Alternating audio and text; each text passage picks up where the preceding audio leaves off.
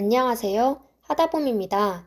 오늘은 우리 집 무크 못 보셨어요? 라는 다카기 나오코님의 책 리뷰를 해볼게요. 주인 없는 떠돌이개, 고무줄 놀이, 주산, 전단지로 만든 연습장, 오전 수업만 있는 토요일, 만화 잡지, 스크린톤, 교환일기, 서울에서 홀로 시작한 자취생활.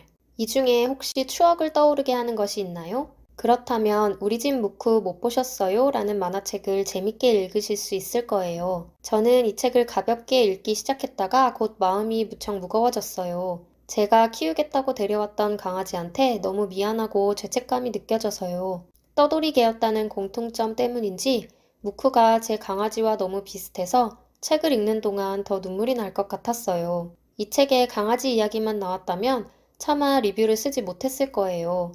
하지만 다행이라고 해야 할지 우리 집 무크 못 보셨어요는 다른 관점에서도 볼 수 있어요. 떠돌이 개였던 무크를 중심으로 이야기가 흘러가지만 앞으로 뭐가 될지 몰랐던 초등학교 5학년 때부터 진로를 정하고 그림 연습을 하고 첫 일러스트 연재 의뢰를 받기까지 저자가 일러스트레이터이자 만화가가 되는 과정이 녹아들어 있거든요. 특히 중학교 때 이야기가 무척 인상적이었어요. 저도 저자처럼 그림 그리는 걸 좋아했고, 그림 그리는 걸 좋아하는 친구가 있었고, 만화 잡지를 좋아했고, 전단지 뒤에 그림을 그렸고, 만화책을 따라 그리기도 했고, 만화가가 되고 싶었어요. 하지만 그림을 더 잘 그리기 위해서 책을 찾아보며 공부하고 연습하고 만화 아이디어를 메모하지는 않았어요. 저자는 교환일기에 매일 그림을 그려 만화가를 꿈꾸는 친구와 바꿔보기도 해요. 심지어 그 친구랑 고등학교도 같은 곳으로 가서 졸업할 때까지 5년 동안 100권 정도를 썼대요. 저도 중학교 때 친구랑 교환일기를 썼어요. 하지만 그림이 아니라 편지였고 몇 개월 썼을 뿐이에요. 결국 만화가가 된 사람과 여전히 만화를 좋아하는 사람으로 남은 사람의 차이가 이런 게 아닐까 싶었어요.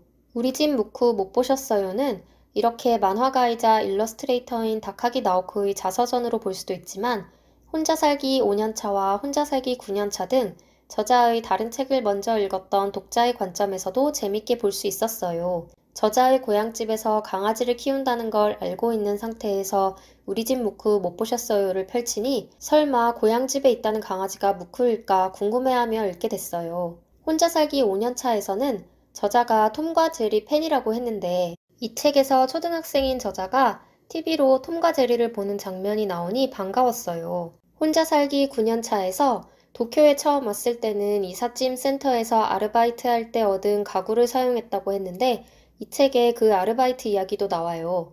혼자 살기 9년 차에서 만났던 고향 친구 중 한 명은 이 책에 나온 바로 그 만화 교환 일기를 쓴 친구고요. 이 책에서 초등학교 6학년인 저자가 미래의 꿈에 하와이 여행이라고 적은 걸 봤을 때는 저자의 또 다른 만화책 마라톤 1년차가 생각났어요. 일러스트레이터가 된 후에 하와이로 마라톤 하러 가는 이야기가 마라톤 1년차에 나오거든요. 그 꿈 이루어집니다 라고 말해주고 싶어서 상상 속 입이 근질거렸어요. 깜짝 선물을 준비해놓고 혼자 들떴을 때처럼요.